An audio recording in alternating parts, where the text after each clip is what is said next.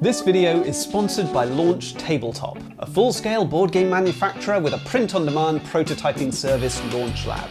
Hang on until the end of the video for more information and a discount code. And it's time for another 10 in my top 100 lessons that I've learnt about board game design and the industry over 10 years or so of making games. We're today looking at numbers 70 through to 61. And as before, I'm going to show you now the topics that we're going to be discussing today through the magic of editing. I haven't actually seen these yet because what I have is a deck of cards which all have different lessons or truths about the board game industry that I've written previously. So card number 1, table presence can be a strong hook. You'll find it with specific publishers. When you speak to specific publishers, they will say they definitely want something which is going to sit at the center of the table. It's going to catch the eye. That's kind of their strategy, their marketing strategy. It used to be in years gone by when toys and games were always sold through catalogs, right, back in the 1980s or whenever it was, before the internet, in the 1990s maybe. In those days, it was always about how well a game photographed, right? So if a game was going to look good in a photograph, look good from a distance, then it was going to really stand out and sell well from catalogue advertising or billboard advertising, you know. But it may also be how it looks in an advertisement if it's on the television. If we're talking about the mass market, within the hobby market, it's how good it looks on a convention table or how well it stands out when people look at it online on its Board Game Geek page. So a key physical component can be a real draw, even if that physical component is not necessarily absolutely essential to play in the game. So I'm looking at Everdell here, for example, with its massive cardboard tree that has no real gameplay function but just really catches your attention, or the dice tower in Wingspan that looks like a bird box. Don't need it, you could just roll the dice, but it's nice to have. Those things can be very, very effective if you can make them affordable, right, so that they're not completely bumping up the cost. And if they're functional, all the better. I mean, look at the marble dispensers in Potion Explosion. Another example of one which is not entirely necessary would be the dice dispenser in Camel Up that's shaped like a pyramid. Those things can really work well for your game if you get it right. So consider those when you're designing.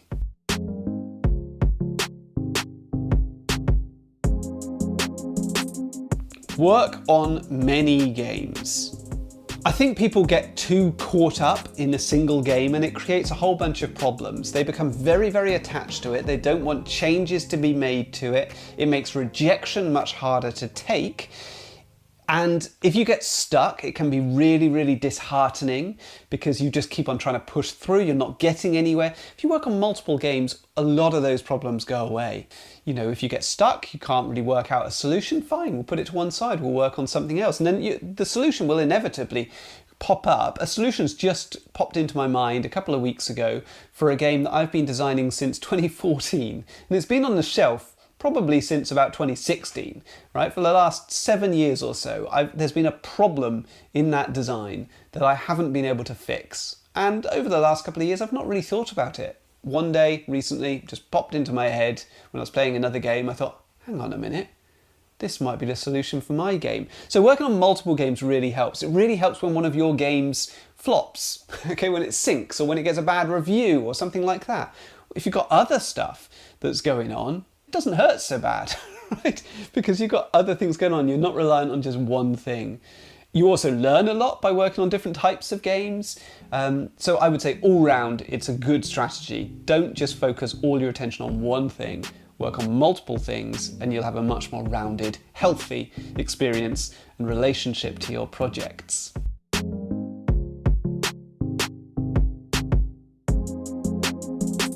Kill your darlings, chase the fun. So that's a classic phrase that's used in a lot of creative pursuits, isn't it? Kill your darlings. And what it means is sometimes you can become too attached to a specific thing and you can't see that it's not helping your game. It could be a mechanism, it could be a thematic thing that really needs to change. And everybody else can see it, but you can't because you love it. It's too important to you to let it go, even when it's really working against your product. Sometimes it can be really helpful to have a collaborator. It's where co-designers can work really effectively, when somebody who you trust and respect can look you in the eye and say, I know this matters a lot to you. I know it's an important aspect of the game to you, but it's not working. It's not getting us anywhere. You're going to have to put it to one side and use it in another game because this isn't the one. What I mean by the chase your fun bit is these are almost two different things really. Chase the fun is when you're playtesting and you can see that the playtesters want to do a specific thing and your game is not allowing them to do it. And it may be because one of your darlings is getting in the way, hampering that experience, putting up a barrier, stopping them being able to do the thing that they really want to do. Well, forget about your darling, forget about the thing which, you thought was really important. If it's stopping people having fun, get rid of that thing. Doesn't matter how important it was to you. Use it in another game. Let them do the things that they want to do. Really good question to ask your playtesters. What would you like to have been able to do in this game but you couldn't? And then see if you can facilitate that.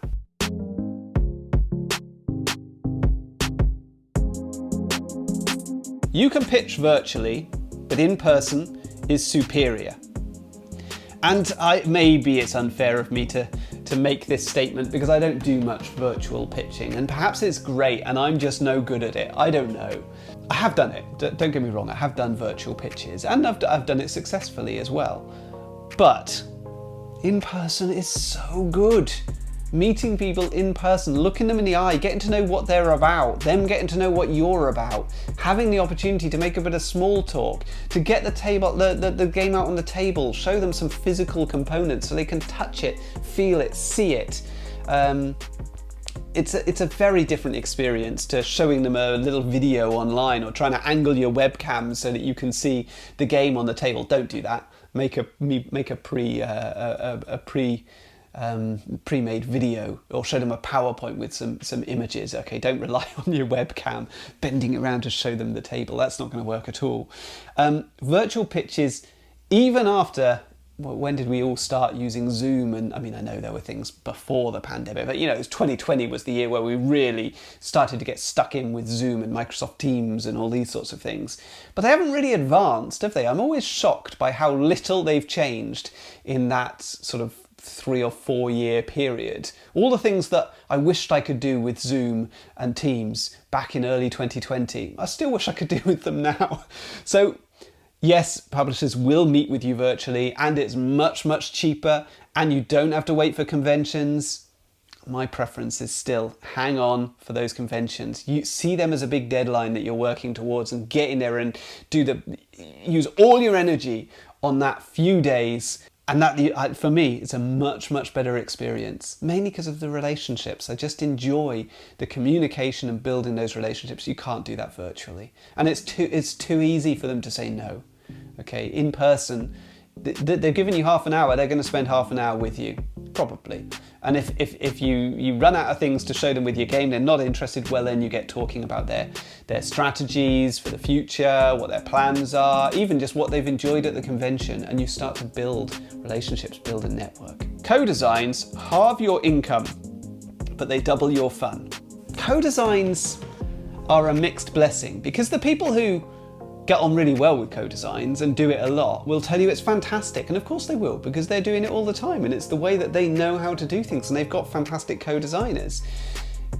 It can be difficult, it could be a bit of a struggle. You could have completely different ideas about the way you want to take the game. You could have somebody who's not pulling their weight and somebody else who's doing everything, or you could have somebody who just takes over and doesn't let you do anything. You could have a totally different viewpoint on things, and that might not emerge until you're halfway through the process, and you get half the money.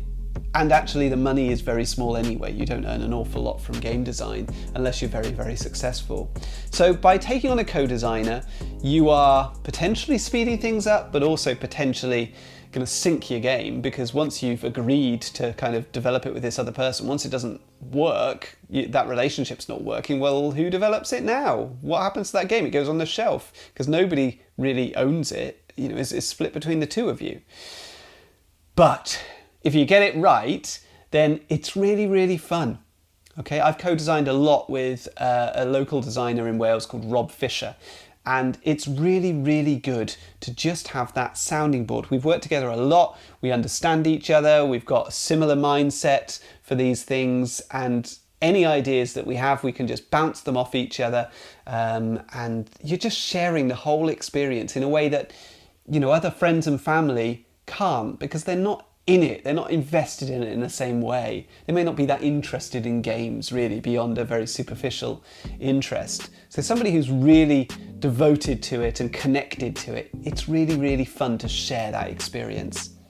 I love it when I'm at Essen and I have, you know, promising meetings with publishers, and then I'm able to pick up the phone and speak to Rob specifically and say, you know, this is what's happened today, this is what I've seen, what do you think about this, what do you think we should do next? If I was doing it on my own, which I often am, I don't have anybody to talk to about that stuff.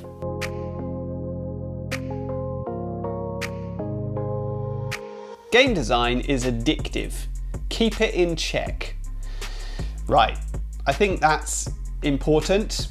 As with any hobby, particularly more addictive hobbies, this one's really addictive. Gaming in general, not just game design, but game design.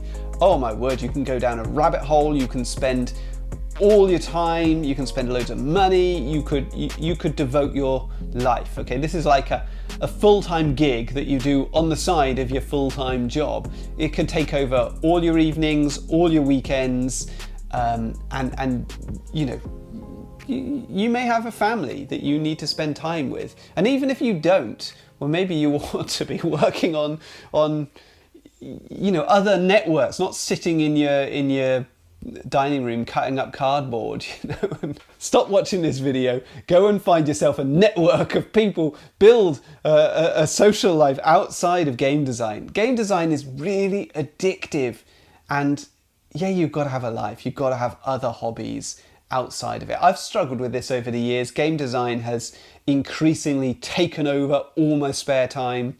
All my hobby time becomes about games and game design. I've mentioned frequently in these videos, I used to be an actor for many years as an amateur actor, for several years as a professional actor. That's all fallen away. I don't pursue that whatsoever. I do nothing in that regard. I never go to the theatre these days. I watch very little television even. I don't read that much. It's game design. All the time, game design. And that's hard on everybody around me, really. And YouTube. YouTube takes a lot of my time as well, as you can imagine. Game design is addictive. Keep it in check, okay? Don't spend all your time on it. Do other stuff. And it'll inform your design as well. Where do you get your inspiration from if all you're thinking about is games? Go out there, live life, you'll get interesting new ideas.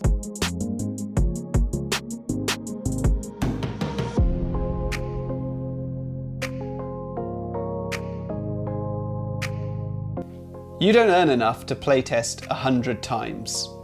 I think I've already made this point in a previous video. Some of these cards, inevitably, I guess they overlap a little bit. So I won't stress this point too much, but I do have a strong feeling that it is unreasonable to expect designers who are designing, you know, unsolicited designs, they're gonna pitch them to publishers, they may or may not get picked up.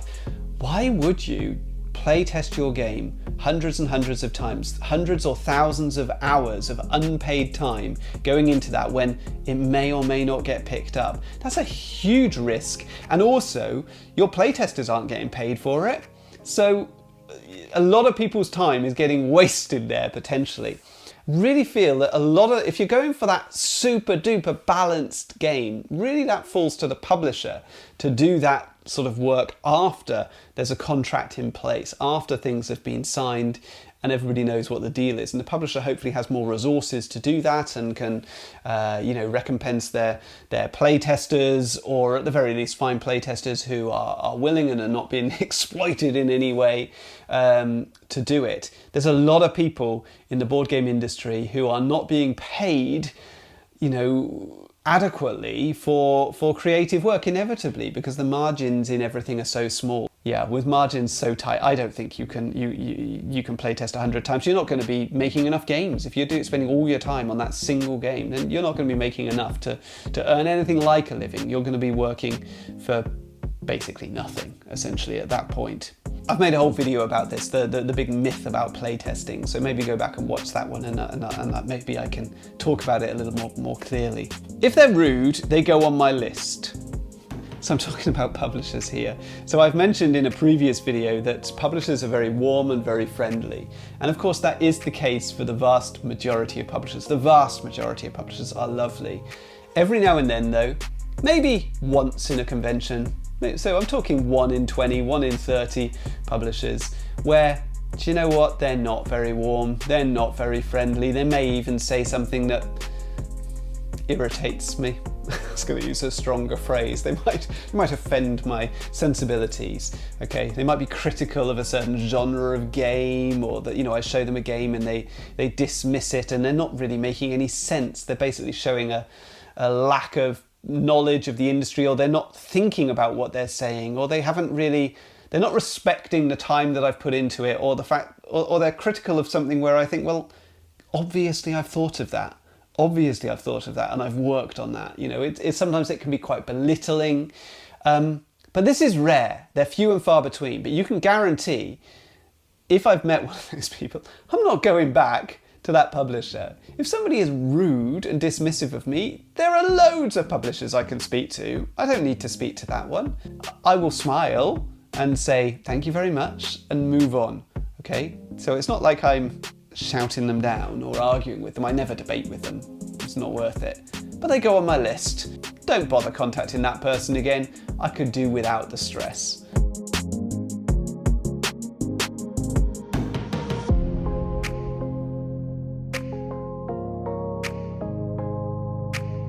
Enthusiasm from a publisher is the tiebreaker. Oh, that's nice. That's the counterpoint to this. I love it when a publisher is enthusiastic about a prototype that I've shown them. I absolutely love it. It can shift a publisher from being sort of, okay, I'll show it to them, but there's lots of other publishers I'd rather have it. They can suddenly go up the ladder and they're at the top now. Well, this is the one I want to work with. And it's because they were so enthusiastic. They got the game, they understood it. If they're that enthusiastic, they're going to be able to sell it, right? Because they've got it. They understand. That enthusiasm goes a long, long way. So when I say it's the tiebreaker, what I mean by that, if I've got potentially two parties interested in a game, sometimes that happens, fairly frequently that'll happen, that there might be a couple of publishers who are showing an interest, who are talking about maybe contracts, and I'm thinking, which one am I going to go with? Always the most enthusiastic one. Even if the other one maybe has a slightly bigger profile or bigger distribution or something like that. If they're less enthusiastic, well, it counts for a lot. I might lean the other way. Okay, so enthusiasm from a publisher is the tiebreaker. A bad review feels awful. A good review feels okay. I made a whole video about this, didn't I? About my game Throne and how it didn't get great reviews. It didn't even get that many reviews, but it got a particularly bad one. And how much that hurts really when it happens. It really does feel awful. I hate bad reviews. I don't hate the reviewer. It's not their fault. Okay, they didn't enjoy the game. That's fair enough. Lots of games I don't enjoy. But it does feel bad when you get a negative review. It feels really bad. The sad thing about it is that a good review doesn't feel that great either. A good review feels okay, right? I'm happy. I'm relieved. Basically, that's what it is. When I watch a good review, I'm relieved. That's what I feel like. I'm like, oh, okay, that was all right. I don't watch it and go, oh, yes, amazing. This is what I'm in it for.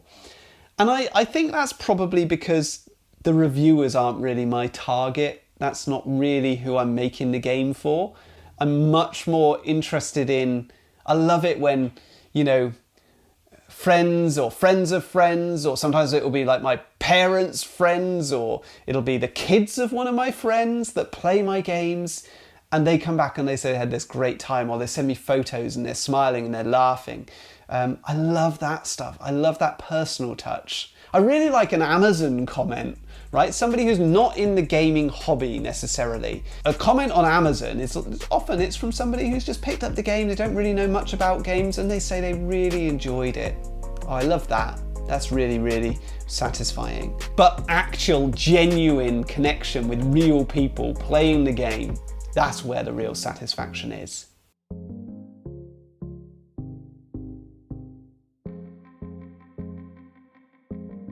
So there's another 10 in my top 100, which takes us to 60, doesn't it? So we'll be carrying on with another 10 in the next video. I hope I'll see you there. All the best. Did you know that double-sided game boards can be customized to your preferred size with LaunchLab? This is not the case with most print-on-demand services. If you want a wide variety of options for your board, go to launchtabletop.com and use the code AdminWales for a 20% discount on your order.